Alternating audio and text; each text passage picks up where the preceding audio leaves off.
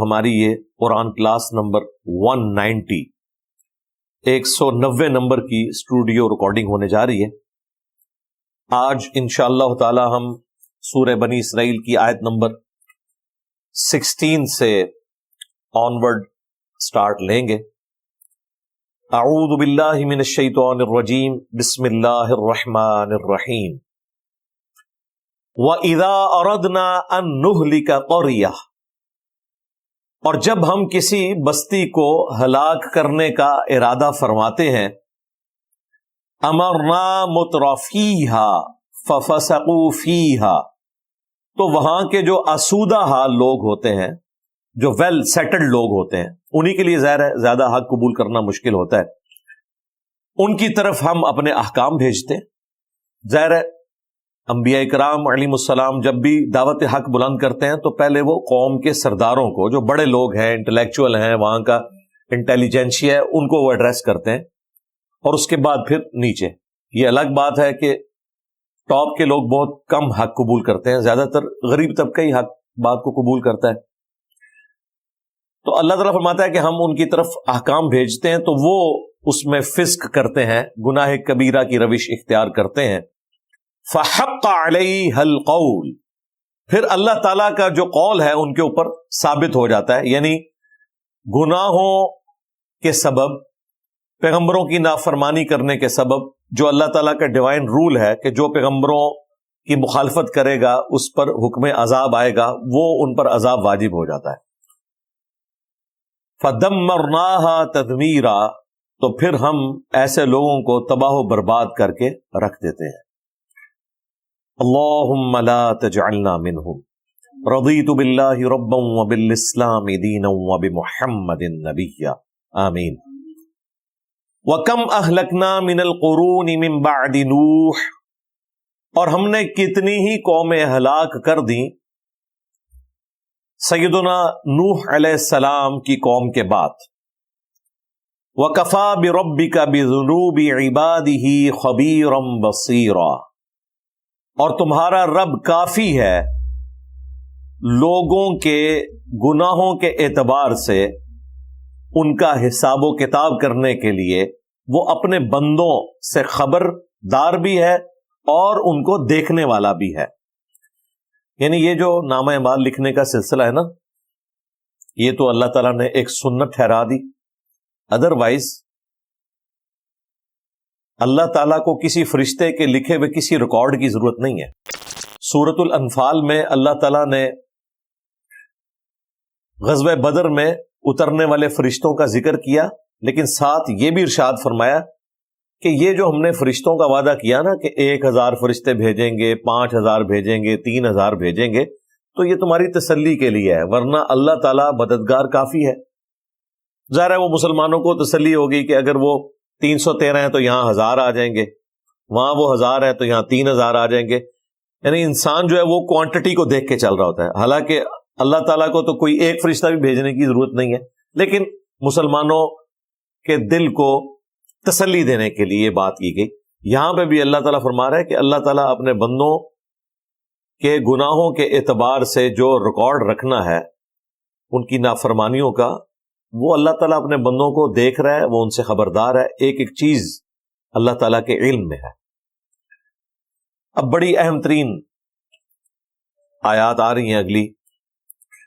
ظاہر ہے کہ پورے قرآن کی دعوت کا خلاصہ ہی یہ ہے کہ دنیا کی زندگی عارضی ہے اور اصل زندگی آخرت کی ہے، اور اس آخرت کی زندگی کی کمائی اس دنیا میں آپ نے کرنی ہے۔ اس اعتبار سے یہ آیات بڑی کریٹیکل ہے۔ من کان یرید العاجلہ، جو کوئی بھی جلدی کا طلبگار ہوتا ہے، یہاں جلدی سے مراد دنیا میں آسائش حاصل کرنے کا، یہ دنیا کے لیے عاجلہ کا لفظ استعمال ہوا کیونکہ دنیا نقد ہے، سامنے ہے، فوراً موجود ہے، آخرت تو بعد میں آنے والی ہے۔ جو کوئی دنیا کا طلبگار ہوگا، اس عاجلہ کا طلبگار ہوگا، عجلنا لہ فیہا ما نشاء، تو ہم اسے بھی جلدی دے دیں گے جو چاہیں گے، لمن نرید، اور جس کے لیے چاہیں گے. یعنی وہ بھی ضروری نہیں ہے کہ یہاں پہ کوئی کوشش کرے تو ضرور اسے وہی کچھ مل جائے. دنیا میں تقدیر بھی غالب آتی ہے. کتنے لوگ ہیں جو محنت کرتے ہیں، اینڈ ٹائم کے اوپر 99 پہ سانپ کاٹ جاتا ہے، بہت بڑا نقصان ہو جاتا ہے. کتنے لوگ ہیں اتنی اچھی تیاری ہوتی ہے پیپروں کی، پیپروں میں بیمار ہو جاتے ہیں، کسی کا ایکسیڈنٹ ہو جاتا ہے، کوئی ایگزامینیشن ہال تک نہیں پہنچ سکتا. یہ اللہ تعالیٰ کی طرف سے ایک تقدیر کا غلبہ ہوتا ہے. اسی کو سیدنا علی نے کہا تھا نا، میں نے اپنے ارادوں کے ٹوٹنے سے اپنے رب کو پہچانا، کہ میں اپنی طرف سے پوری ایفرٹ پٹ کرتا ہوں، پھر بھی رزلٹ وہ نہیں آتا جو میری مرضی ہوتی ہے. تو اس کا مطلب ہے کہ اللہ تعالیٰ وہ ہستی ہے جو فیصلہ فرمانے والی ہے کہ اس نے میرے لیے کیا مقدر کیا ہے. انسان بڑی کوشش کرتا ہے، بہت کم لوگ ہیں جو اپنی کوشش میں اس درجے میں کامیاب ہوتے ہیں. زیادہ تر لوگ تو اس طریقے سے ناکامی کی زندگی گزارتے ہیں جو خواہشات انسان نے اپنے دل کے اندر پالی ہوئی ہیں. چند ایک لوگ ہیں جنہیں وہ ملتا ہے، اور بعض ایسے بھی ہیں کہ جن کی ایفرٹ اس لیول کی نہیں ہوتی، انہیں بہت کچھ مل جاتا ہے. وہ اللہ تعالیٰ کی طرف سے ہوتا ہے. لیکن یہ دنیا میں ہے، اسی لیے اللہ تعالیٰ نے فرمایا کہ جتنا چاہتے ہیں، جس کو چاہتے ہیں، جو دنیا کا طلبگار ہے اسے دنیا میں دے دیتے ہیں. جتنا سے مراد یہ ہے کہ وہ زیادہ چاہ رہا ہے تو ہو سکتا ہے ہم کم ہی دیں اس کو، اور جس کو چاہتے ہیں، چاہنے والے تو بہت ہیں، جسے اللہ چاہے گا دے گا. اچھا، آخرت کا معاملہ بالکل اس سے الٹ ہے. آخرت آپ کے اپنے ہاتھوں میں ہے. اگر آپ دنیا اللہ کی مرضی کی گزاریں گے، آخرت آپ کی مرضی کی ہوگی.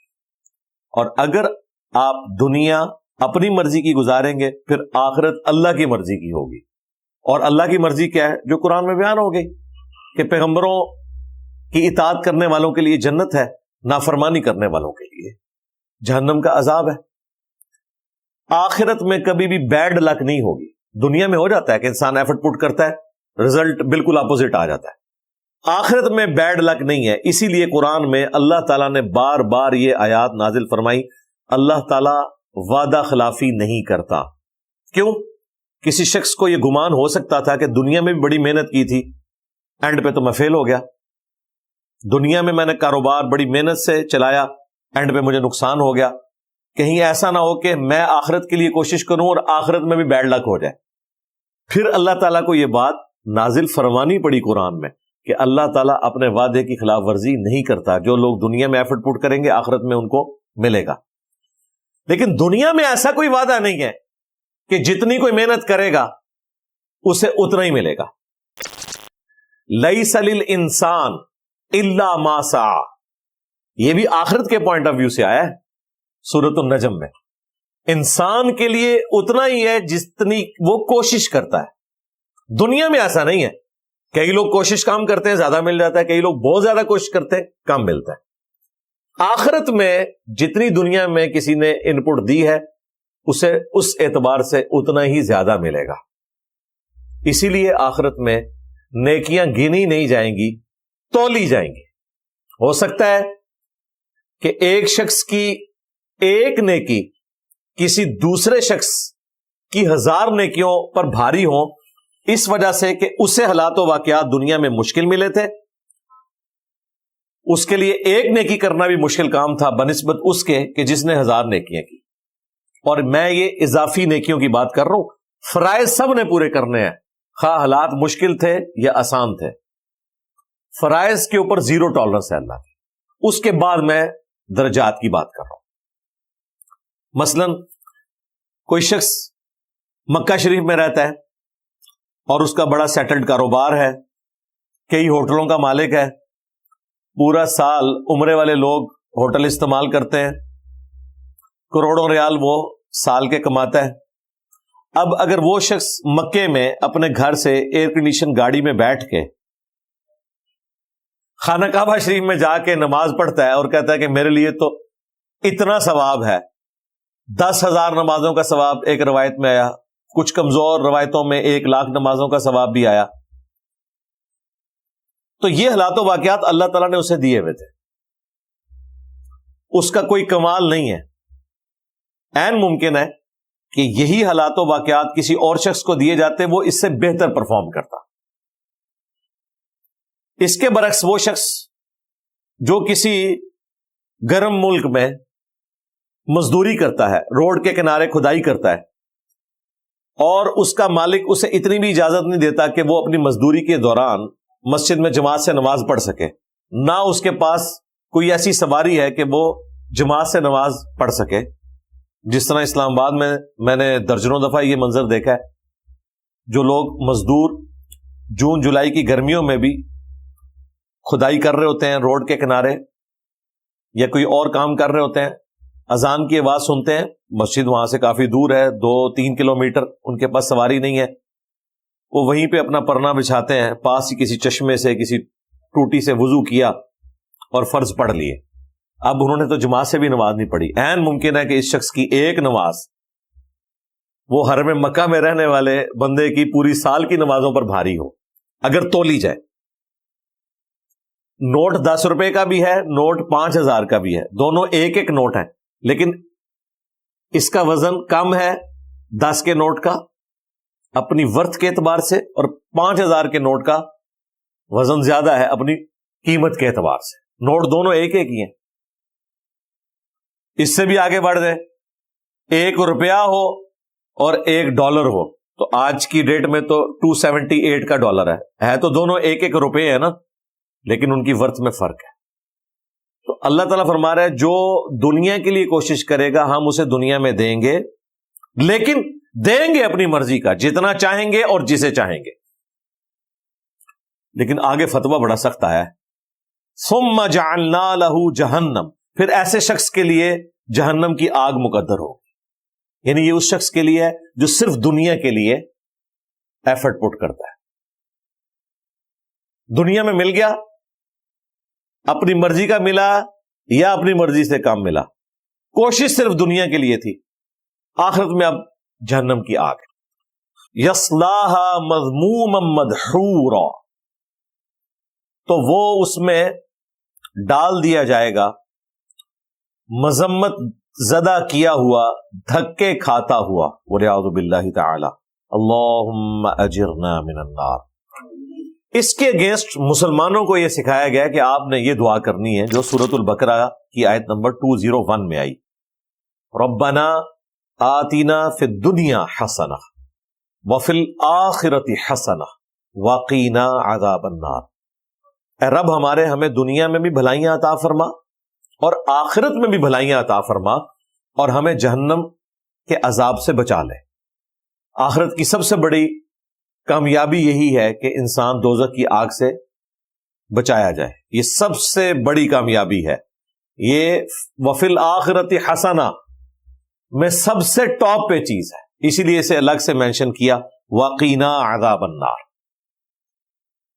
بخاری اور مسلم دونوں میں حدیث ہے، انس بن مالک کہتے ہیں کہ نبی علیہ السلام کی اکثر دعا یہی ہوا کرتی تھی، اللہم آتنا فی الدنیا حسنہ وفی الآخرۃ حسنہ وقینا عذاب النار.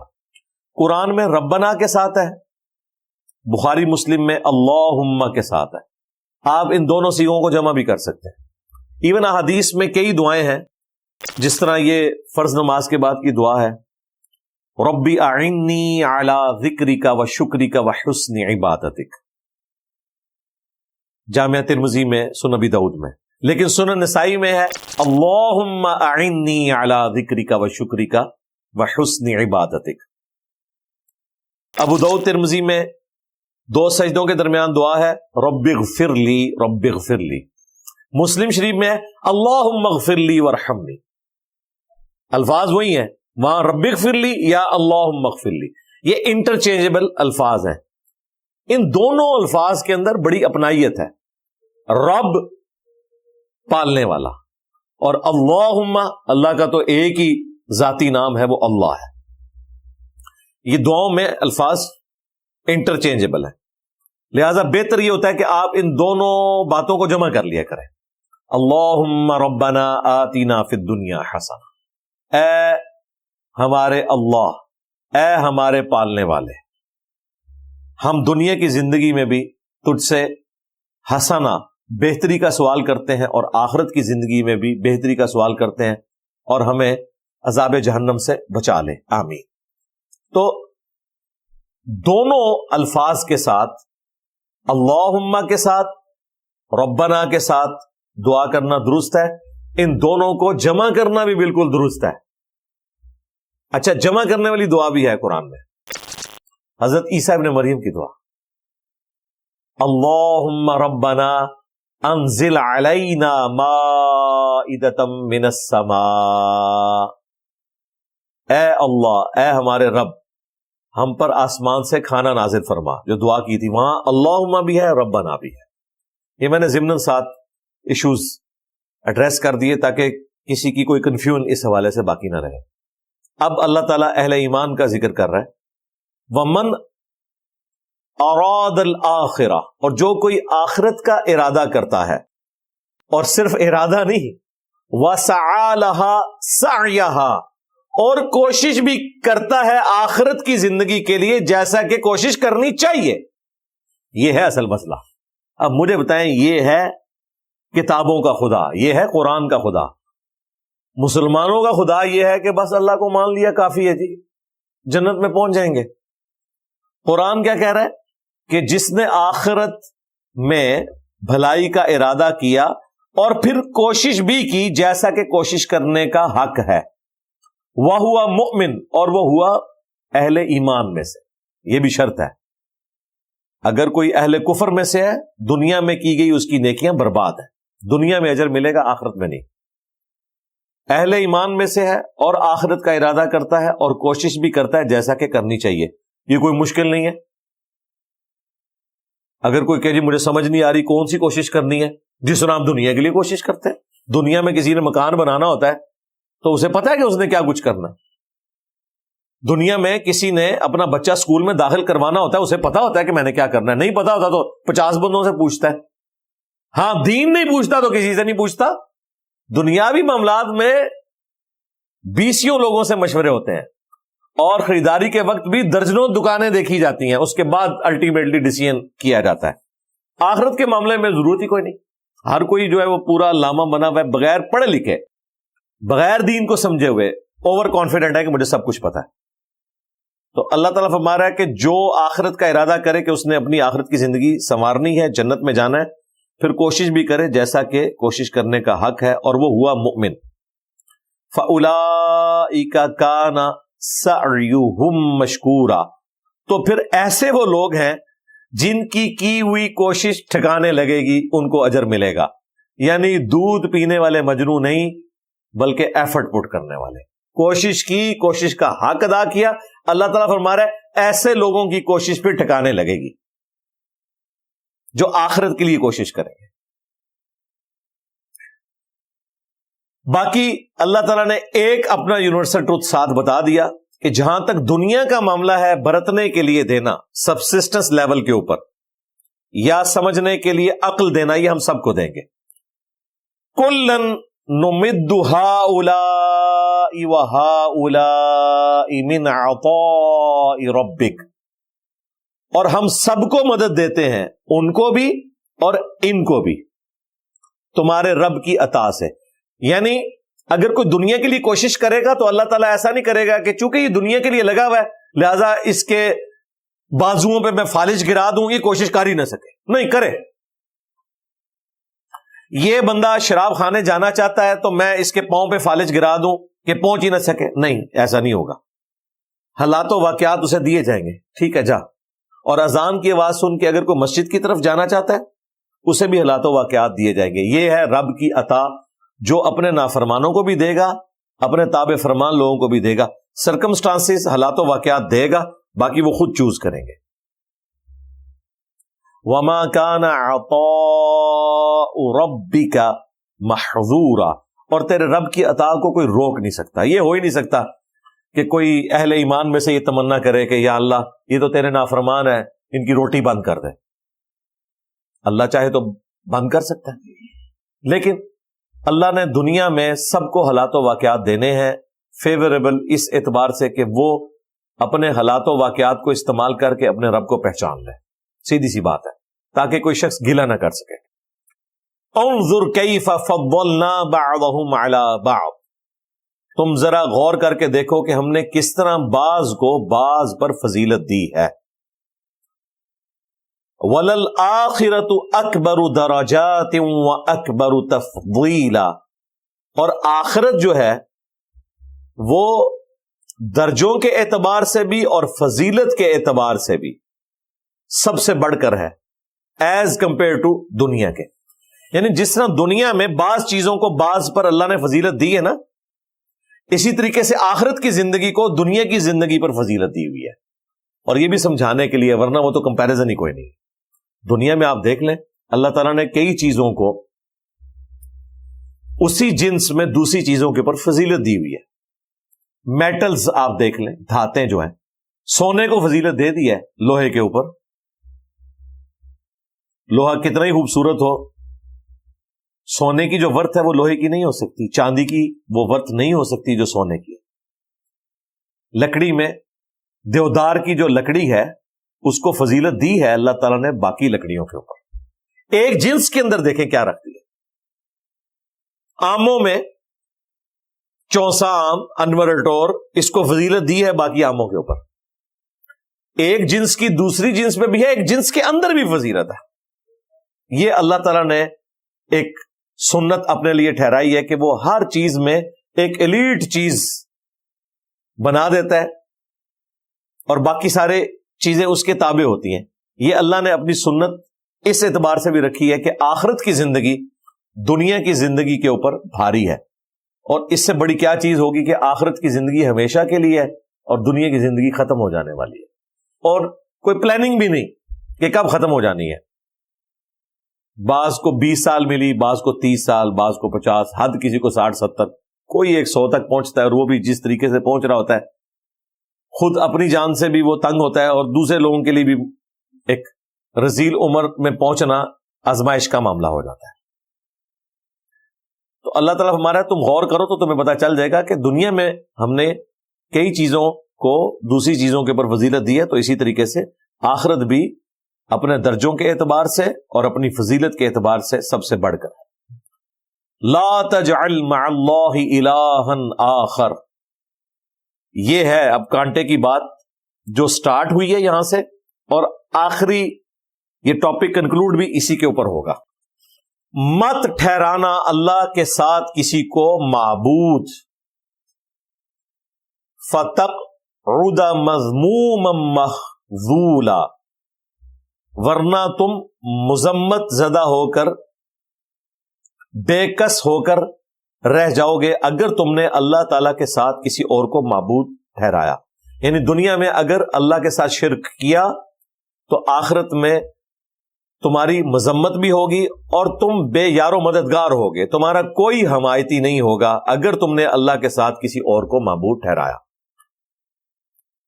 اگرچہ یہ آیت اس رکوع کی آخری آیت ہے، لیکن اگلے رکوع میں جو آخری آیت ہے وہ بھی بالکل اسی سے ملتی جلتی ہے. بیسیکلی یہ بریکٹ ہے جو توحید سے شروع ہو کے توحید پہ ختم ہو رہی ہے. اور اب آیت نمبر 23 سے 10 کمانڈمنٹس شروع ہو رہی ہیں، جس کے اوپر ہمارا ریسرچ پیپر نمبر 7 بھی ہے، اور میں نے کئی ایک لیکچرز کے اندر ان 10 احکامات کو کور کیا ہے. قرآنک ورژن آف 10 کمانڈمنٹس، جو اللہ تعالیٰ نے تمام الہامی کتابوں میں 10 بنیادی احکامات دیے تھے بنی اسرائیل کو، ان کا قرآنک ورژن یہ ہے. الفاظ کا فرق ہو سکتا ہے تورات کا، انجیل کا اور قرآن کا، لیکن جو مفہوماً بات ہے وہ ایک ہی چل رہی ہے. وہاں پر بھی پہلا حکم جو ہے توحید کا ہے، جو پچھلے دنوں وہ ویڈیو میری ریکارڈ ہوئی تھی. ماربری ایمینول جو ایک بشپ ہے آسٹریلیا کا، جس نے اسلام کے اوپر اعتراضات کیے تھے، تو اس کے جواب میں نے جو تورات سے اور انجیل سے آیات پیش کی تھی، ان میں نے جو 10 کمانڈمنٹس میں پہلی کمانڈ ہے توحید سے متعلق، کہ اللہ تعالیٰ نے فرمایا کہ میں جیلس گاڈ ہوں، میں اپنے ساتھ کسی کو برداشت نہیں کرتا، نہ خشکیوں میں، نہ سمندروں کی تہوں میں، نہ آسمانوں میں، کسی ہستی کو اپنے ساتھ شریک برداشت نہیں کروں گا. تو یہ قرآنک ورژن آف 10 کمانڈمنٹس ہے. یہ قرآن حکیم میں سورۃ الانعام میں بھی آئی ہیں، سورۃ البقرہ میں بھی، لیکن جس تفصیل کے ساتھ سورہ بنی اسرائیل میں آئی ہیں نا، اور کہیں اس طرح نہیں آئی۔ پہلی کمانڈ آ رہی ہے وَقَضَىٰ رَبُّكَ أَلَّا تَعْبُدُوا إِلَّا إِيَّاهُ، اور تمہارے رب نے یہ حکم فرما دیا، یہ بات طے کر دی بنی اسرائیل کے لیے بھی اور اس امت کے لیے بھی کہ مت پوجنا کسی کو سوائے اس کے، یعنی توحید جو ہے یہ پہلی کمانڈ ہے۔ اور اس سے پہلے بریکٹ سٹارٹ ہو گئی ہے کہ اگر اللہ کے ساتھ کسی کو معبود ٹھہرایا تو ذلیل و خوار ہو کر جہنم میں داخل کیے جاؤ گے، آیت نمبر 22 سورہ بنی اسرائیل کی۔ اور جب یہ رکوع ختم ہوگا تو اسی طرح کے الفاظ کے اوپر ختم ہوگا کہ اللہ کے ساتھ کسی کو شریک نہ ٹھہرانا ورنہ تمہیں جہنم میں پھینک دیا جائے گا۔ تو یہ پہلی کمانڈ توحید، ایاک نعبد و ایاک نستعین، اے اللہ ہم عبادت بھی صرف تیری کریں گے اور دعا میں مدد کے لیے صرف تجھی کو پکاریں گے۔ عام مدد آپ کسی سے بھی لے سکتے ہیں، مخلوق سے بھی لے سکتے ہیں، لیکن وہ مدد جو دعا والی ہے، آپ کا کسی ہستی کے بارے میں یہ عقیدہ ہے کہ میں اس کی طرف متوجہ ہوں، وہ میری مصیبت اور پریشانی کو ٹال دے گا، یہ والا جو معاملہ ہے یہ صرف اللہ کے ساتھ خاص ہے۔ وَإِيَّاكَ نَسْتَعِينُ، سورۃ الفاتحہ میں ایاک نستعین سے مراد ہے دعا میں صرف اللہ کو پکارنا ہے۔ یہاں عمومی مدد مراد نہیں ہے، اس کا تو حکم ہے وَتَعَاوَنُوا عَلَى الْبِرِّ وَالتَّقْوَى وَلَا تَعَاوَنُوا عَلَى الْإِثْمِ وَالْعُدْوَانِ، نیکی اور پرہیزگاری کے کاموں میں ایک دوسرے کی مدد کرو، برائی میں ایک دوسرے کی مدد مت کرو۔ وہ تو آپ کو حکم ہے۔ یہ اکثر کہہ رہے ہوتے ہیں نا کہ جی اگر اللہ ہی سے مدد مانگنی ہے تو آپ امی سے روٹی کیوں مانگتے ہیں؟ وہ باپا جانی اگلے دن ویڈیو میں کہہ رہے تھے کہ اگر ڈسپرین کی گولی، پیناڈول کی گولی مشکل کشا ہے تو ولی کیوں نہیں ہو سکتا؟ اور بھائی ظاہری اسباب ہیں، اگر کوئی کچھ کر سکتا ہے تو ٹھیک ہے کروا لیں، لیکن ظاہری اسباب میں اگر ایک بندہ آپ کے سامنے موجود نہیں، وہ مر گیا، چاہے وہ آخرت کی زندگی میں زندہ ہے لیکن دنیا سے چلا گیا، اپنی قبر میں ہے، اس کو آپ مدد کے لیے نہیں پکار سکتے۔ سامنے ہے تو آپ ضرور پکاریں، بلکہ حکم ہے کہ آپ نے مدد کرنی ہے اگر آپ کو کوئی پکارے۔ نبی الاسلام نے صحابہ کرام کے ذریعے غزوہ بدر اور احد میں کافروں کے خلاف جنگوں کو لڑائے، تو وہ ظاہری اسباب آپ کے ساتھ اٹیچ تھے، لیکن یہ نہیں ہوا کہ غزوہ احد میں حضرت امیر حمزہ شہید ہو گئے اور نبی الاسلام نے خیبر کے موقع پر امیر حمزہ کو بلایا ہو کہ چونکہ تم بدر میں بھی میری طرف سے آرمی چیف تھے، احد میں بھی آرمی چیف تھے، لہذا خیبر میں بھی تم ہی آرمی چیف ہوگے، المدد یا حمزہ۔ نہیں، دنیا سے جا چکے تھے، آخرت کی زندگی میں تھے۔ سیدنا علی کو بلایا، نہ نبی علیہ السلام نے کبھی کسی فرشتے کو بلایا کہ بدر اور احد میں فرشتے نازل ہوئے تھے تو فرشتوں آ جاؤ میری مدد کو، نہیں، وہ اللہ کی مرضی ہے فرشتے بھیجے یا نہ بھیجے، ہم نے اللہ کو پکارنا ہے۔ یہ اکثر لوگ پوچھتے ہیں کہ جی قرآن میں یہ تو آیا کہ ہم صرف تجھی سے مدد مانگتے ہیں، یعنی دعا کے لیے، یہ کہاں پہ لکھا ہوا ہے کہ اللہ کے سوا کسی اور ہستی سے نہیں مانگ سکتے؟ جناب یہ بھی لکھا ہے سورۃ النمل کی آیت نمبر 62، اَمَّن يُجِيبُ الْمُضْطَرَّ إِذَا دَعَاهُ وَيَكْشِفُ السُّوءَ وَيَجْعَلُكُمْ خُلَفَاءَ الْأَرْضِ أَإِلَٰهٌ مَّعَ اللَّهِ، بھلا بتاؤ تو کون ہے جو مصیبت اور پریشانی میں گھرے ہوئے شخص کی فریاد کو سنتا ہے اور اس سے اس کی تکلیف کو دور کر دیتا ہے اور تمہیں زمین پر اگلوں کا خلیفہ کرتا ہے؟ یعنی تمہارے ماں باپ مر جائیں گے تو تم ان کی جگہ آ جاؤ گے، تمہارے مرنے کے بعد تمہاری اولاد۔ اِلَٰهٌ مَّعَ اللَّهِ، کیا اللہ کے ساتھ کوئی اور معبود بھی ہے جس کی یہ کوالٹی ہو کہ مصیبت اور پریشانی میں گھرے ہوئے شخص کی دعا کو سنے؟ لہذا اس آیت میں اللہ تعالیٰ نے واضح فرما دیا کہ اگر تمہارا یہ عقیدہ ہے کہ مصیبت اور پریشانی میں کوئی تمہارا حاجت روا ہے دعا قبول کرنے کے اعتبار سے، ظاہری اسباب کی نہیں بات ہو رہی، دعا قبول کرنے کے اعتبار سے، تو گویا تم نے اسے معبود مان لیا۔ ہاں اسباب کے اعتبار سے اللہ نے خود اسباب کو ہماری مصیبت اور پریشانی کو ٹالنے کا ذریعہ بنایا۔ پیاس لگے گی تو ہم پانی پیئیں گے، ہم دعا نہیں کریں گے کہ یا اللہ میری پیاس ختم کر دے، کیونکہ اللہ نے پہلے ہی حکم دیا ہوا ہے کہ یہ ہے وہ سبب، اسے اختیار کرو۔ بھوک لگے گی تو روٹی کھائیں گے، وہ پیغمبروں نے بھی کھانی ہے۔ سورۃ المائدہ میں آیا کہ عیسیٰ اور ان کی ماں دونوں کھانا کھایا کرتے تھے۔ ایسوں کو پوج رہے ہو کہ جو نہ تمہارے نقصان کے مالک ہے نہ نفع کے، یعنی وہ خود کھانا کھانے کے محتاج ہیں، عیسیٰ اور ان کی والدہ، وہ تمہارے مشکل کشا کیسے ہو سکتے ہیں؟ وہ تو اپنے نفع نقصان کے مالک بھی نہیں ہے۔ اللہ تعالیٰ ہی سننے والا اور علم والا ہے، یہ اللہ کی کوالٹی ہے۔ اگر اسباب کو کسی نے اس اعتبار سے پکارنا ہے تو بھائی اس پلانٹ ارتھ پہ سب سے بڑا اگر کوئی مشکل کشا ہے تو وہ سورج ہے۔ کوئی پیغمبر، کوئی فرشتہ، کوئی اور مخلوق اس لیول کی مشکل کشا نہیں ہے اللہ کے پیدا کردہ اسباب میں سے، کیونکہ پیغمبر تو خود سورج کے اوپر ڈیپینڈنٹ ہے۔ عیسیٰ اور ان کی ماں کھانا کھایا کرتے تھے، وہ کھانا کون بناتا ہے؟ سورج۔ سورج کی وجہ سے کھیتیاں پکتی ہیں، ان کھیتیوں کو جانور کھاتے ہیں، انہی کھیتیوں کو ہم بھی کھاتے ہیں، اور جب ہمیں جانوروں کا گوشت چاہیے ہوتا ہے تو ہم ان جانوروں کو کھا رہے ہوتے ہیں جن کی خوراک انہی کھیتیوں سے آئی ہوتی ہے۔ اور وہ کھیتی پکتی کس طرح ہے، اگتی کس طرح ہے؟ سورج کی وجہ سے، اس کی روشنی کی وجہ سے۔ اور صرف روشنی نہیں، جس پانی سے وہ کھیتی پروان چڑھ رہی ہے وہ پانی بھی سورج کی وجہ سے برستا ہے، ورنہ سمندر کا پانی آپ کی کھیتی تک پہنچ ہی نہیں سکتا اگر سورج نہ ہو۔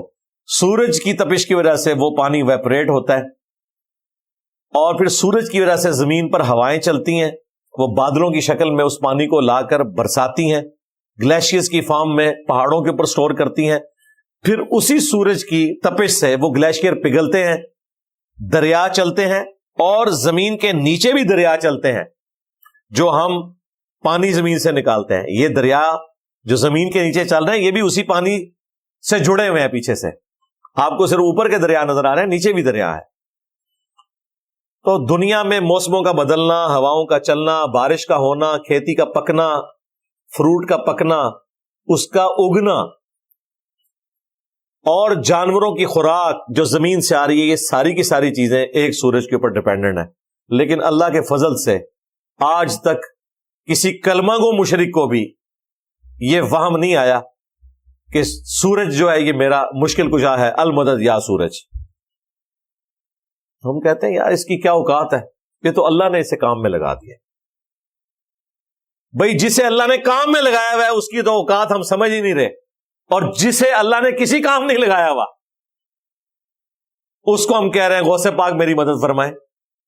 غوث پاک کو تو پتہ ہی نہیں ہے، غوث پاک تو خود سورج کے اوپر ڈیپینڈنٹ تھے۔ تو سائنس نے جس طریقے سے اللہ کا تعارف کروایا ہے اس کے بعد شرک کی کوئی گنجائش ہی نہیں نکلتی، حقیقت بات ہے۔ جسے تھوڑا سا بھی علم ہے نا کہ یہ کائنات کا نظام کیسے چل رہا ہے، وہ کسی انسان کو معبود ماننے کا سوچ بھی نہیں سکتا، ناٹ ایٹ آل، کہ وہ کسی بزرگ کو، کسی بابے کو، کسی پیغمبر کو، کسی فرشتے کو یہ سمجھ لے کہ یہ میرا مشکل کشا حاجت روا ہے۔ دعا کروا سکتے ہیں، وہ برحق ہے، کسی کے پاس جائیں دعا کروائیں۔ پیغمبر ہوا، اب تو ختم نبوت ہو چکی، اگر نبی علیہ السلام دنیا میں موجود ہوتے ہم اپنی پریشانیاں انہی کو بتاتے، وہ دعا کرتے، اللہ چاہتا تو ان کے ہاتھوں پر معجزات بھی ظاہر ہوتے جس طرح ہوئے۔ لیکن جب پیغمبر دنیا میں نہیں رہے اب آپ انہیں پکاریں گے نہیں مدد کے لیے۔ وہ سیدنا عمر نے عقیدہ بتا دیا، صحیح بخاری کی ایک حدیث 1010، اللہم انا کنا نتوسل الیک بنبینا، اے اللہ پہلے پہل ہم تیرے نبی کے ذریعے توسل اختیار کرتے تھے، ان کی دعا کی برکت سے تو بارش نازل فرماتا تھا، اب ہم تیرے نبی کے چچا کو لے کے آئے، ان کی دعا کی برکت سے بارش نازل فرما، یعنی جو سامنے موجود ہے اس سے دعا کروا۔ یہ والا توسل اور وسیلہ حقیقی توسل اور وسیلہ ہے۔ باقی لوگوں نے اپنی طرف سے چیزیں بنا لی ہوئی ہیں، توسل کے نام کے اوپر استمداد کر رہے ہوتے ہیں۔ پھر بخاری اور مسلم کی وہ حدیث کہ 70 صحابہ کو جب دھوکے سے شہید کیا گیا تو انہوں نے شہید ہوتے وقت دعا کی، عاصم بن ثابت انصاری جو ان کے لیڈر تھے، انہوں نے دعا کی، اے اللہ ہمارے نبی کو ہمارے حال کی خبر کر دینا، ہم ان کے دین کے اوپر قائم ہیں اور ہم اپنے رب سے مل رہے ہیں اس حال میں کہ ہم اپنے رب سے راضی ہیں اور ہمارا رب ہم سے راضی ہے۔ بخاری مسلم کے الفاظ ہیں کہ جب انہوں نے یہ دعا کی تو صحیح بخاری میں آتا ہے کہ حضرت جبرائیل علیہ السلام کو اللہ تعالیٰ نے رسول اللہ کے پاس بھیجا صلی اللہ علیہ وآلہ وسلم اور کہا کہ آپ کے 70 قاریوں کو دھوکے سے شہید کر دیا گیا، اور انہوں نے شہید ہوتے وقت یہ دعا کی ہے۔ نبی علیہ السلام دنیا میں موجود ہیں، صحابہ کرام نے نبی علیہ السلام کو نہیں پکارا، اللہ کو پکارا ہے کہ ہماری خبر ہمارے نبی تک پہنچا دیں۔ اس ایک حدیث نے 3 عقیدے کلیئر کر دیے۔ نمبر 1، صحابہ کرام کا یہ عقیدہ تھا کہ عالم الغیب اللہ ہے، ہم اللہ کو بتائیں گے تو وہ ہمارے نبی کو غیبی خبر دے گا۔ علم غیب کا عقیدہ کلیئر۔ دوسرا عقیدہ حاضر و ناظر، جو یہ کہتے ہیں کہ نبی علیہ السلام مدینہ شریف میں قبر اطہر میں موجود ہیں اور پوری دنیا کو دیکھ رہے ہیں۔ بھئی نبی علیہ السلام قبر مبارک سے باہر جب مسجد نبوی میں بیٹھے ہوئے تھے تب بھی صرف اتنا ہی دیکھتے تھے جو اللہ دکھاتا تھا۔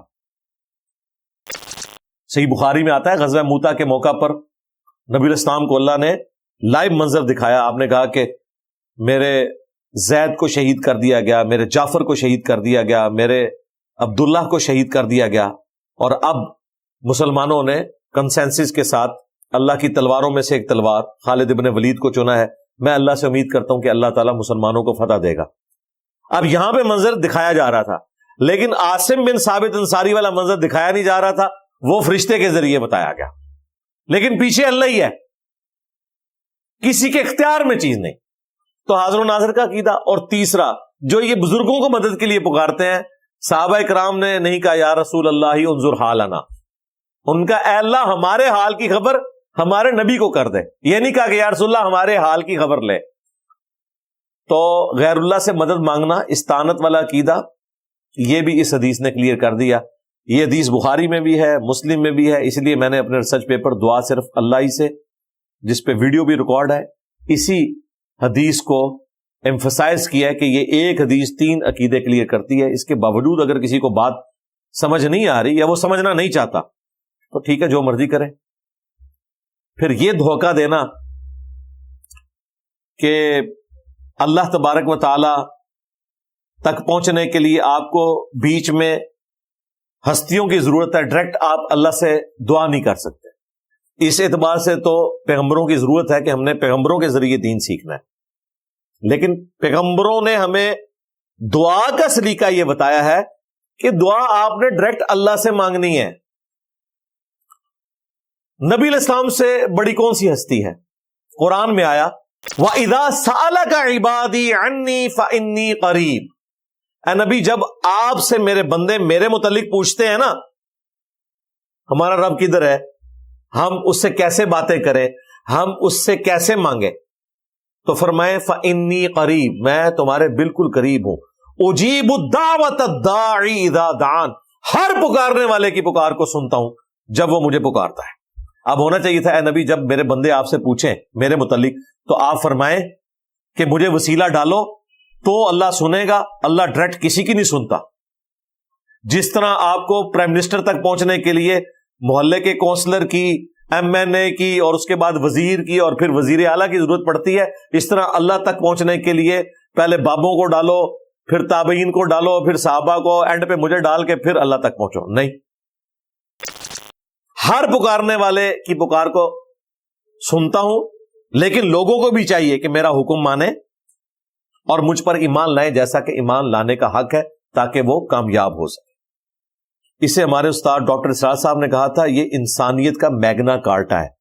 میگنا کارٹا 16ویں اور 17ویں صدی عیسوی میں جب پوری دنیا کو رول کر رہی تھی گریٹ برٹن، تو وہاں پہ انہوں نے آئین میں یہ چیز داخل کی تھی کہ ہر شہری کا حق ہے جو ہماری سلطنت میں رہتا ہے کہ وہ اپنے حکمران سے ڈائریکٹ اپنا مسئلہ ڈسکس کر سکتا ہے۔ اس قانون کا نام انہوں نے رکھا تھا میگنا کارٹا۔ اور دیکھیں آپ کو یورپ اور امریکہ میں برکات نظر آ رہی ہیں، قانون کی حکمرانی نظر آ رہی ہے، وہ تو اس سے بھی آگے جا چکے ہیں۔ پرائم منسٹر سے تو کہنے کی ضرورت نہیں ہے، عدلیہ آپ کے مسئلے کو حل کرے گی۔ اس لیے تو آپ پرائم منسٹر ہیں تو ایک ڈاکٹر چھوٹے سے ہاسپٹل کا وہ آپ کو ڈانٹے گا کہ تم میری اجازت کے بغیر کس طرح اندر آ گئے، کیونکہ اسے پتا ہے کہ پرائم منسٹر مجھے نہیں فارغ کر سکتا، جوڈیشری اتنی مضبوط ہے، میں اپنی ڈیوٹی صحیح دے رہا ہوں۔ ڈیوڈ کیمرون کو نکال دیا تھا نا ڈاکٹر نے, اور وہ بھی سوری سوری بول رہا ہے, کس طرح ڈرا ہوا ہے. یہاں ہمارے پرائم منسٹر کسی ہاسپٹل میں چلے جائے تو اسے خوش کرنے کے لیے پہلے جعلی مریض لٹائے جاتے ہیں, اور اگر زیادہ کہیں مریض موجود ہوں تو غائب کر دیے جاتے ہیں کہ یہاں سے راستہ ذرا کلیئر کرنا ہے. یہ فرق ہے. تو انسانیت کا میگنا کارٹا ہے, وَإِذَا سَأَلَكَ عِبَادِي عَنِّي فَإِنِّي قَرِيبٌ أُجِيبُ الدَّعْوَةَ الدَّاعِ إِذَا دَعَانِ فَلْيَسْتَجِيبُوا لِي وَلْيُؤْمِنُوا بِي لَعَلَّهُمْ يَرْشُدُونَ. پھر سورہ المؤمن میں جو آیت مبارکہ ہے, وَقَالَ رَبُّكُمْ, اور تمہارے رب نے یہ حکم فرما دیا ہے, ادعونی استجب لکم, اے میرے بندو مجھ سے مانگو میں تمہاری دعاؤں کو قبول کروں گا. ان الذین یستکبرون عن عبادتی, بے شک جو لوگ ہماری عبادت سے تکبر اختیار کریں گے, ہم سے دعا نہیں مانگیں گے, میں انہیں ذلیل و خوار کر کے جہنم میں داخل کروں گا. یہ سورہ المؤمن سورہ غافر کی آیت نمبر 60 ہے. المؤمن الغافر ایک ہی سورت کے دو نام ہیں. یہ آیت مبارکہ نبی الاسلام نے تلاوت کی, سنن نبی داؤد میں حدیث ہے اور جامع ترمذی میں. آپ نے فرمایا الدعاء هو العبادہ, دعا ہی تو عبادت ہے. یعنی دعا کرنا کوئی سمپل چیز نہیں. جب آپ یا شیخ عبد القادر جیلانی مدد کہہ رہے ہوتے ہیں نا, تو آپ عبد القادر جیلانی کو معبود مانے ہوئے ہوتے ہیں. جو سورہ النمل میں آیا الہ مع اللہ, کیا اللہ کے ساتھ کوئی اور معبود بھی ہے جو تکلیف دور کرے گا؟ اور نبی الاسلام کیا کہہ رہے ہیں, الدعاء هو العبادہ, دعا ہی تو عبادت ہے. لہذا یہ یا شیخ عبد القادر جیلانی کا مطلب ہے آپ نے عبد القادر جیلانی کو معبود مان لیا, خواب اس کو بندہ ہی کہتے ہوں. اللہ اسے کہہ رہا ہے کہ تم نے معبود مان لیا, اللہ کے ساتھ صفت میں شریک کر دیا. پھر نبی الاسلام نے یہ آیت پڑھی, ادعونی استجب لکم, اے میرے بندو مجھ سے مانگو میں تمہاری دعاؤں کو قبول کروں گا.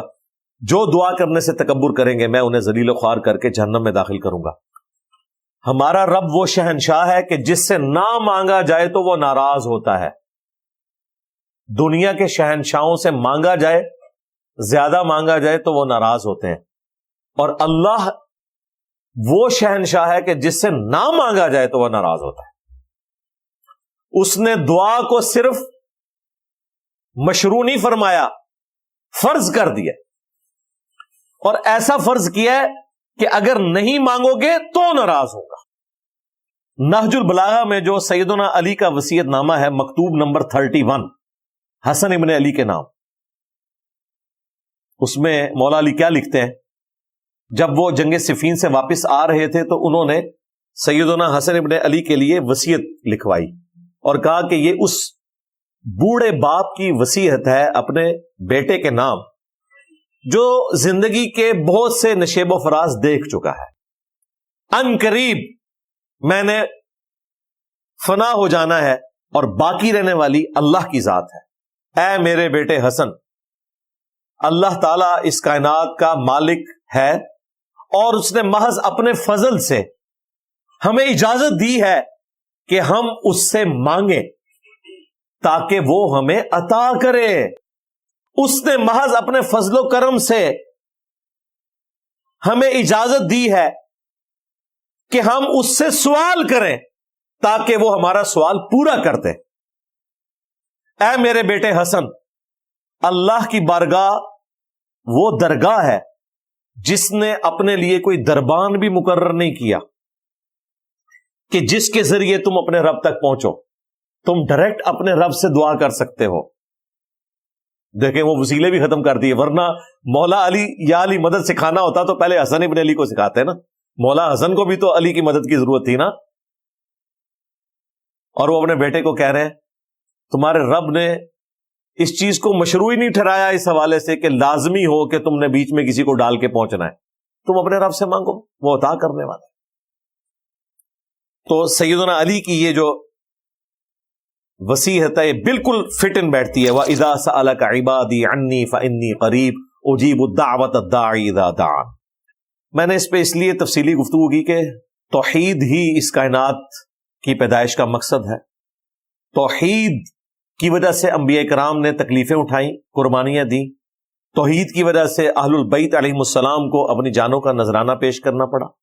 توحید کی خاطر صحابہ کرام علیہم رضوان نے تکلیف اٹھائیں اور سب سے بڑھ کر اللہ تعالیٰ کے جو سب سے محبوب بندے تھے انبیاء کرام علیہم السلام، ان کو کن کن تکلیفوں سے گزارا گیا صرف توحید کی خاطر۔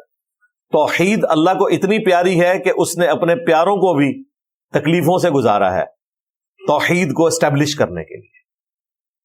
اور یہاں لوگوں نے توحید کو کسی کھاتے میں نہیں سمجھا ہوا، اس ورڈ کو بولنا بھی ایک کوئی مذہبی توہین سمجھا جاتا ہے۔ یعنی یہ دیکھیں، توحید کا ورڈ ہی اتنا ان کے لیے ہاربل ہو جاتا ہے کہ انہیں سمجھ آ جاتی ہے کہ بس اب بابوں کی شامت آ جائے گی، جو کہ توحید کا لفظ سامنے آ گیا۔ اور ظاہر ہے یہ حقیقت ہے، یہ لازم و ملزوم ہے۔ ایک اللہ کا جب ذکر ہوگا تو اللہ کے مقابل جو ہستیاں کھڑی کی ہوئی ہیں، خواہ وہ انبیاء ہی کیوں نہ ہو، ان کا ذکر بھی پھر اسی طریقے سے ہوگا کہ توحید اسٹیبلش ہو۔ جو اللہ تبارک و تعالی نے قرآن حکیم میں عیسیٰ ابن مریم کو سینٹرڈ کر کے اتنی سخت گفتگو فرمائی، لقد کفر الذین قالوا ان اللہ هو المسیح ابن مریم، بے شک وہ لوگ کھلا کفر کر رہے ہیں جو کہہ رہے ہیں کہ اللہ ہی عیسیٰ ابن مریم۔ فمن یملک من اللہ شیئا، تو بتاؤ اللہ تعالی کا کوئی کیا بگاڑ لے گا؟ ان اراد ان یہلک المسیح ابن مریم، اگر اللہ تعالیٰ ارادہ کرے کہ عیسیٰ ابن مریم کو ہلاک کر دے، ان کی ماں کو ہلاک کر دے، اور جتنے زمین میں، اللہ کا کوئی کیا بگاڑ لے گا؟ توحید اسٹیبلش کرنی تھی، اللہ تعالیٰ نے سینٹرڈ کر لیا عیسیٰ ابن مریم کو، اولو العزم پیغمبر کو، کہ عیسیٰ اور ان کی ماں اور جتنے زمین میں سارے بزرگ ہو گئے، اگر اللہ ان کو ہلاک کر دے، اللہ کا کوئی کیا بگاڑ لے گا؟ غصہ تھا شرک کرنے والوں پر، لیکن سینٹرڈ کیا سیدنا عیسیٰ کو، کیونکہ انہیں معبود تصور کیا ہوا تھا۔ تو اللہ نے فرمایا کہ یہ معبود ہوں تو موت کیسے آئے گی، ہم چاہیں تو انہیں موت دے دیں۔ اب اگر کسی کا کوئی یہ وہم تھا نا کہ ہم تو معبود نہیں مانتے، ہم اللہ کا بندہ سمجھ کے مشکل کشا سمجھتے ہیں، تو وہ بھی اللہ نے نکال دیا۔ سورۃ المائدہ ہی میں آگے چل کے 75 نمبر آیت میں، مل مسیح ابن مریم الا رسول قد خلت من قبلہ الرسل، عیسیٰ ابن مریم تو نہیں تھے مگر ایک رسول ہی نا، ان سے پہلے بھی کئی رسول گزر چکے۔ وَأُمُّهُ صِدِّيقَةٌ، اور ان کی ماں ایک سچی عورت تھی۔ كَانَا يَأْكُلَانِ الطَّعَامَ، دونوں روٹی کھانے کے محتاج تھے۔ دیکھو ہم اپنی آیات کتنی کھول کھول کر بیان کرتے ہیں، پھر ان کو دیکھو کہاں الٹے پھرے جاتے ہیں۔ کیا اللہ کے سوا، أَفَتَعْبُدُونَ مِن دُونِ اللَّهِ، من دون اللہ بھی کہہ دیا عیسیٰ اور ان کی والدہ کو، حالانکہ وہ حزب اللہ تھے۔ من دون اللہ اس لیے کہا کہ اللہ کے مقابلے پر کرسچن نے ٹھہرا لیا تھا۔ کیا تم اللہ کے سوا ان ہستیوں کی عبادت کر رہے ہو جو نہ تمہارے نقصان کے مالک ہیں نہ نفع کے؟ یہاں بھی شیطان داخل ہو سکتا تھا کہ چونکہ کرسچن حضرت عیسیٰ علیہ السلام کی عبادت کرتے تھے، اس لیے اللہ تعالیٰ نے کہا کہ عیسیٰ ابن مریم کی عبادت نہ کرو، وہ روٹی کھانے کے محتاج تھے، ہم تو بزرگوں کی عبادت نہیں کرتے، ہم تو انہیں اللہ کا بندہ مانتے ہیں۔ لیکن اللہ نے ساتھ ذکر کر دیا کہ نہ وہ تمہارے نقصان کے مالک ہیں نہ نفع کے۔ اگر عیسیٰ اور ان کی والدہ کسی کے نقصان اور نفع کے مالک نہیں تو بابت شاہی کوئی نہیں، عیسیٰ کے جیسا ہے ہی کوئی نہیں، تیرے بابت ہے شاہی کوئی نہیں، مریم جیسا ہے ہی کوئی نہیں، رابعہ بصریہ تھے شاہی کوئی نہیں۔ اگر یہ لوگ مشکل کشا نہیں ہیں، کسی کے نفع نقصان کے مالک نہیں ہیں، تو باقی ہستیاں کس کھاتے میں؟ تو توحید کے اعتبار سے جہاں جہاں کوئی نقب ڈالنے کی کوشش کرے، یہ چند ایک آیات آپ یاد رکھ لیں، انشاءاللہ تعالی کوئی بھی شرک کے حوالے سے کسی کو دھوکے میں نہیں ڈال سکتا۔ بالکل توحید واضح بیان ہو جائے گی اور شرک کا کلغمہ ہو جائے گا۔ اس لیے میں نے تفصیلی ویڈیو بھی ریکارڈ کروائی ہے، شیطانی توحید، شیطانی بابوں کا فتنہ۔ شیطانی توحید یہ ہے کہ اللہ کے ساتھ اور ہستیوں کو بھی شامل کیا جائے اور چکر یہ چلایا جائے کہ اللہ کے بندے ہی ہیں نا، اللہ کی اطاعت سے ہی کر رہے ہیں نا، اللہ کی مرضی سے کر رہے ہیں، پیچھے اللہ ہی ہے۔ یہ شیطانی توحید ہے۔ اور رحمانی توحید یہ ہے جو قرآن میں بیان ہوئی کہ اگر اللہ ارادہ کرے عیسیٰ کو، ان کی ماں کو، سب لوگوں کو ہلاک کر دے، اللہ کا کوئی کیا بگاڑ لے گا۔ یہ ہے رحمانی توحید۔ رحمانی توحید یہ ہے کہ عیسیٰ ان کی ماں روٹی کھانے کے محتاج تھے. رحمانی توحید یہ ہے کہ عیسیٰ ابن مریم اور ان کی ماں من دون اللہ تھے ایز فار ایز توحید از کنسرنڈ, ورنہ وہ حزب اللہ ہیں. اور رحمانی توحید یہ ہے کہ عیسیٰ اور ان کی والدہ نہ تمہارے نقصان کے مالک ہیں نہ نفع کے. تو باقی تو باب شاہی کوئی, کیونکہ عیسیٰ ابن مریم اولو العزم 5 پیغمبروں میں ہے. محمد رسول اللہ صلی اللہ علیہ وآلہ وسلم, ابراہیم خلیل اللہ, موسیٰ کلیم اللہ, نوح نجی اللہ اور عیسیٰ روح اللہ. یہ 5 اولو العزم پیغمبر ہیں جو سورۃ الاحزاب اور سورہ شورى میں ذکر ہوئے, اور ان میں بھی عیسیٰ ابن مریم جیسا کوئی بھی نہیں ہے, بغیر باپ کے پیدا ہوئے. آج تک موت نہیں آئی, زندہ اٹھائے گئے, اور معجزے ایسے ملے کسی پیغمبر کو نہیں. مردوں کو زندہ کر دینا اللہ کے اذن سے, مٹی کی مورت میں پھونک مارنا, اس کا پرندہ بن جانا اللہ کے اذن سے. جن کی آنکھیں نہیں ہوتی تھی ہاتھ پھیرنا, ان کی آنکھیں آ جانا اللہ کے اذن سے. یار کیا میڈیکل سائنس, کیا کوئی بڑے سے بڑا کرتب کرنے والا بندہ کچھ بھی نہیں کر سکتا جو اللہ تعالیٰ نے کوالٹیز عیسیٰ ابن مریم کو دی تھی. اور اگر اس لیول کی کوئی قریب قریب کسی کو کوالٹیز ملنی تھی آزمائش کے طور پر تو وہ دجال کو ملیں گی. لیکن دیکھ لیں وہاں بھی اللہ تعالیٰ نے عیسیٰ ابن مریم کا پلڑا بھاری کیا ہے کہ دجال کو عیسیٰ ابن مریم ہی قتل کریں گے. اسی لیے ہم دجال کو بھی مسایہ کہتے ہیں, مسیح الدجال, یعنی دجل والا مسایہ. اور عیسیٰ ابن مریم کیا ہے؟ یسوع مسیح. عیسیٰ ابن مریم یہ سچے مسیح ہیں, وہ جھوٹا مسیح ہوگا. وہ بھی کھیتیاں اگا رہا ہے, آسمان سے بارش نازل کر رہا ہے, اور عیسیٰ ابن مریم کو بھی اللہ تعالیٰ نے کیا معجزات دی ہیں, مردوں کو زندہ کر رہے ہیں اللہ کے اذن سے. تو فرق پھر اللہ تعالیٰ نے بتایا کہ سچا مسیح وہ ہے جو جھوٹے مسیح کے اوپر غالب آئے گا اللہ کے اذن سے. تو عیسیٰ ابن مریم کی پرسنالٹی اس اعتبار سے بڑی غیر معمولی ہے قرآن میں. اگر آپ کو مسلمانوں کو جو کلمہ گو مشرک مسلمان ہیں صحیح توحید سکھانی ہے تو آپ بتوں والی آیات نہ پیش کریں, ورنہ شیطان انہیں پڑھا دے گا یہ تو بتوں کے بارے میں, ہم تو بتوں کو پوچھتے ہی نہیں ہیں, نہ بتوں سے مدد مانگتے ہیں, ہم تو اللہ کے انبیاء اولیاء سے مدد مانگ رہے ہیں. تو پھر عیسیٰ ابن مریم کا بتائیں کہ بتاؤ ان سے بڑا کون سا اللہ کا ولی ہے, اور ان سے بڑا کون سا پیغمبر ہے. یہ تو ٹاپ کے 5 پیغمبروں میں آتے ہیں.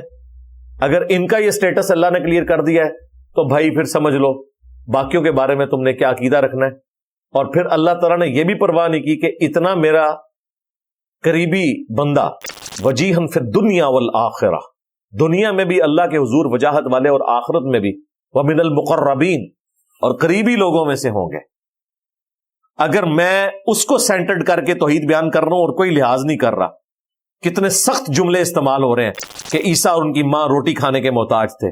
اگر اللہ ارادہ کرے عیسیٰ کو, ان کی ماں کو اور تمام لوگوں کو ہلاک کر دے, یار الفاظ دیکھیں, اللہ کا کوئی کیا بگاڑ لے گا.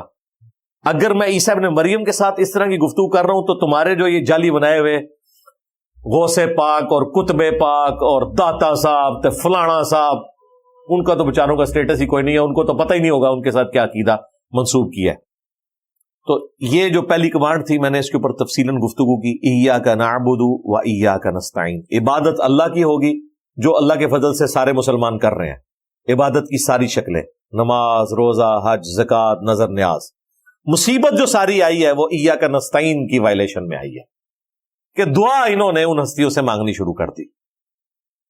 لہذا امت محمدیہ صلی اللہ علیہ وآلہ وسلم کو باقی امتوں پر یہ فضیلت حاصل ہے کہ یہاں وہ اوریاں شرک نہیں آیا جو اگلی امتوں میں آیا تھا کہ رسول اللہ کو اللہ کا بیٹا کہہ دیں یا ڈائریکٹ بتوں کی عبادت کرنا شروع کر دیں. نہیں, اللہ کا شکر ہے یہ والا شرک یہاں نہیں آیا. شرک فی ذات کے حوالے سے آج بھی امت محمدیہ شرک سے محفوظ ہے, لیکن شرک فی صفات کے حوالے سے کلمہ گو مسلمان بھی شرک کر رہے ہیں. اسی لیے قرآن میں جگہ جگہ جس چیز کے اوپر زیادہ ایمفسائز ہوا وہ یہ ہے کہ دعا صرف اللہ ہی سے کرنی ہے. اسی لیے ہم توحید پہ جب بھی بات کرتے ہیں تو فوراً بات لے آتے ہیں دعا صرف اللہ ہی سے, کیونکہ مجھے پتا ہے کہ مسلمان جتنے بھی ہیں وہ سب اللہ ہی کو سجدہ کرتے ہیں، نظر نیاز بھی اللہ کے لیے کرتے ہیں، روزہ بھی اللہ کے لیے رکھتے ہیں، مصیبت کھڑی ہوتی ہے جب وہ غیر اللہ کو مدد کے لیے پکارتے ہیں۔ اس لیے ہم نے جب بھی شرک کو ایڈریس کرنا ہے تو دعا صرف اللہ ہی سے اس ٹاپک کو ایڈریس کرنا ہے، تو انشاءاللہ تعالی معاملات کلیئر ہو جائیں گے۔